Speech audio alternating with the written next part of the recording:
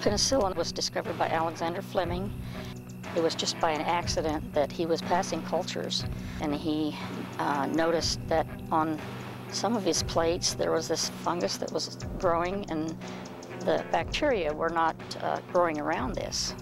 Just by mistake, he found it.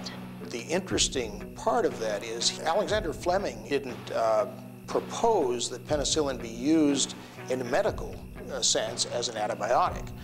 He recognized that it had antibiotic properties in the Petri dish, but it wasn't until 20 years later, in the beginning of World War II, that it was developed as an antibiotic and used on humans.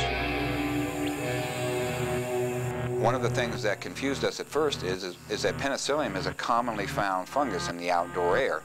Why then, when we find it in the indoor air, would we want to believe that it can cause human health problems?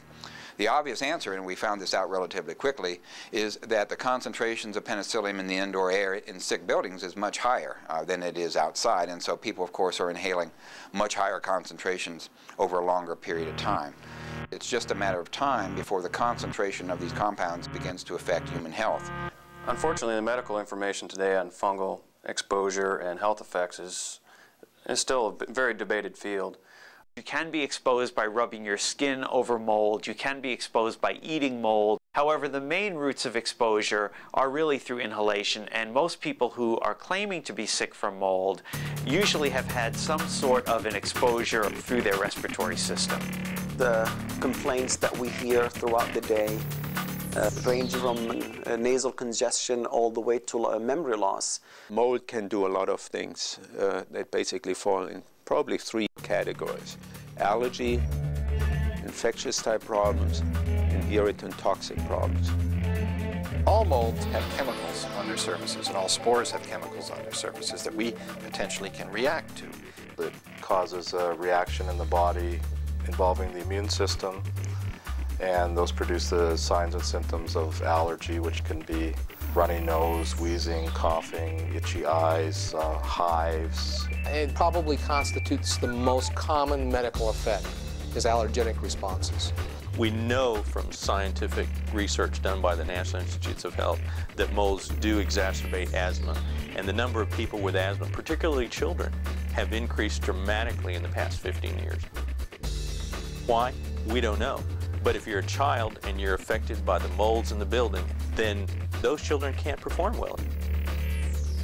Allergies and asthma are immunological diseases. An infection is when the organism actually begins to grow and make an individual sick. 95 to 100% of all sinusitis is caused by fungal spores.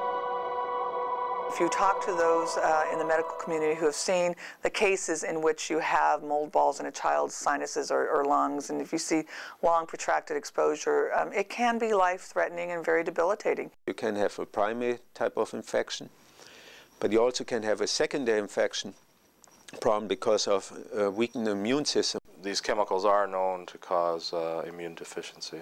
We know that fungi produce compounds which can suppress the immune response. The reason, of course, that we know this is that the most important anti-rejection drug that we use is called cyclosporin, which can be produced by fungi.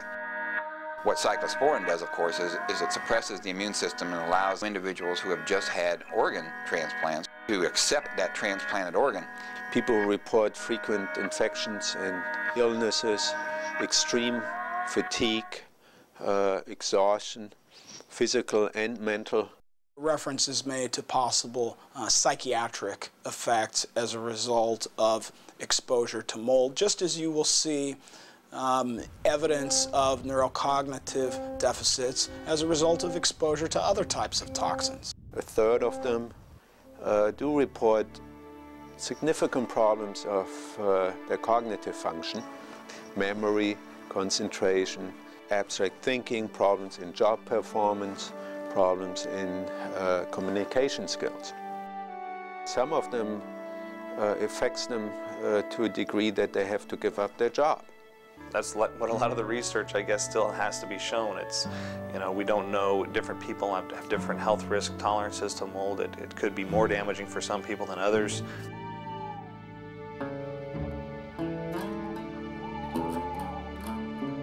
All of the studies on mycotoxins to this point have been primarily through ingestion, through animals and human ingestion. Mycotoxins are very controversial. There are fungi that produce carcinogens when they're ingested. Aflatoxin, ochratoxin, stigmatocystin are all known carcinogens. We've seen higher concentrations of people with liver and kidney cancer in areas where they have ingested food that has high concentrations of mold and mycotoxins. We don't know that they would be carcinogenic if they're inhaled or have dermal exposure.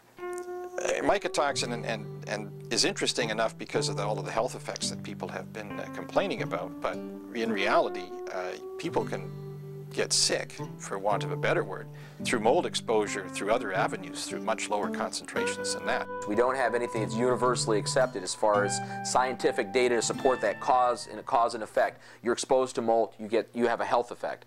I just feel, as a scientist, that research has to be done. Just to be evaluated by the scientific community, that it's in well-known journals and well-known organizations. The tough part of this issue is that the scientific community, the medical community, has not come to consensus on what those levels of exposure are. We will develop over a period of time the science for this once we get a little more history on the hazards of mold. Certainly if someone is experiencing severe health effects as a result of being in their environment, if they leave their home and suddenly they don't feel ill anymore, they may want to see what they can do about either relocating themselves or having someone come in to see if there is indeed a problem in their home. A school district definitely doesn't want to face kids getting sick because of the facilities that they're providing. As a population of buildings, there is no more one population in need than that of schools. If you're using the excuse that, oh, I didn't know anything about it, that's going to fall flat because the EPA and other organizations have had this information out there for years. Tools for Schools is a program set up by the Environmental Protection Agency to improve conditions related to indoor air quality in the classrooms. Schools have a particularly bad time of indoor air quality because it doesn't matter where they are, they have a limited budget to deal with these issues. They have a lot of buildings. Usually when there's a problem, especially in public schools or hospitals or commercial buildings, you've got all the building occupants in a total uproar against the owner of the building. Let's get into perspective and let's try to work collaboratively here to go after the problem and fix the problem. Get people working together on the same side. I think some proactive steps need to be examined by each and every district where they periodically check and inspect for these types of conditions. It's a reason to at least remove the exposure, because we don't know what's going to happen in the future. Like cigarettes, you know, it took a long, long time for the medical field to come back and say, yeah, cigarettes are damaging to your health. If we don't have Stachybotrys, you know, that deadly black toxic mold, you know, we're okay. Well, that couldn't be further from the truth. We are taking the conductive tissue, the pipes from the tree, and we're building houses out of them. These days, the architect has become an exterior decorator.